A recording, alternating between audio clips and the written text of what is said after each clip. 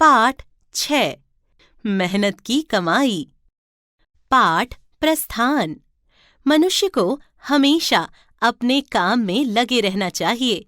कहा भी गया है, खाली दिमाग शैतान का घर। ईमानदारी से कार्य करने वाले को एक न एक दिन जरूर इनाम मिलता है। यह पुरस्कार सुख, यश या धन के रूप में होता है। प्रस्तुत कहानी में किस प्रकार एक किसान को उसकी ईमानदारी का उपहार मिला, आइए पढ़ते हैं। पुराने समय की बात है।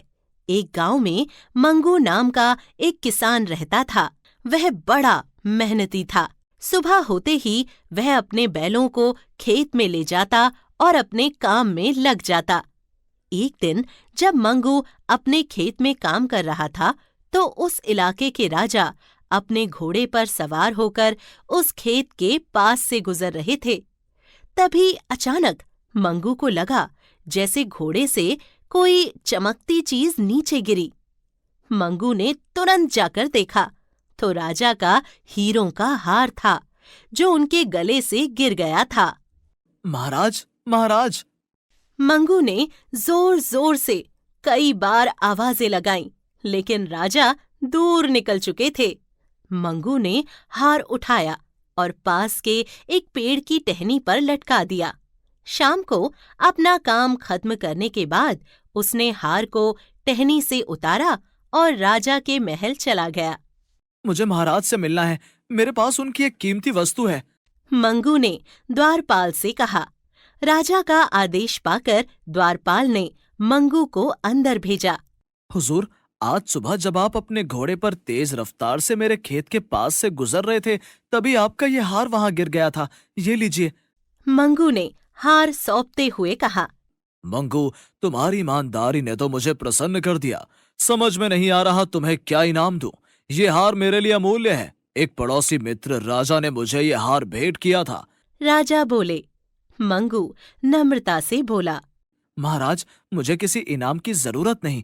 आपकी वस्तु आपके पास आ गई है, मुझे इस बात की खुशी है। मुझे अब आज्ञा दीजिए। राजा ने सिंहासन से उठकर उसके कंधे पर बड़े प्यार से हाथ रखा और हंसकर बोले। भला तुम्हारे जैसे ईमानदार व्यक्ति को मैं कैसे जाने दे सकता हूँ। आज से तुम मेरे महल में आरामदायक जीवन बिताओगे। अब तुम्हें कोई भी काम करने की जरूरत नहीं होगी। अब मंगू राजा के महल में रहने लगा। 15 दिन रहने के बाद मंगू ने राजा से कहा। हुजूर, मैं अपने परिवार से मिलने जाना चाहता हूँ। क्यों नहीं, अवश्य जाओ। राजा बोले। मंगू आज्ञा लेकर अपने घर आ गया। कई दिन गुजर गए, लेकिन मंगू महल में वापस न लौटा। मंगू को लाने के लिए राजा ने सिपाही भेजे। सिपाहियों ने जाकर देखा, मंगू अपने खेत में काम करने में मगन था। सिपाही उसे राजा के पास ले आए। मंगू, तुम अपने परिवार से मिलने गए थे, लेकिन तुम वापस क्यों नहीं लौटे? राजा ने बड़ी हैरानी से पूछा। मंगू हाथ जोड़ता हुआ बोला। महाराज, मैं आपका एहसानमंद हूँ कि आपने मुझे अपने महल में ठाट बाट से रहने का सुख दिया। लेकिन हुजूर, अपने खेत में मेहनत करके जो सुख मुझे मिलता है, वो महल में निठल्ला रहकर नहीं मिला। ऐसे तो मेरा शरीर कामचोर और नकारा हो जाएगा, इसलिए मुझे अब क्षमा करें।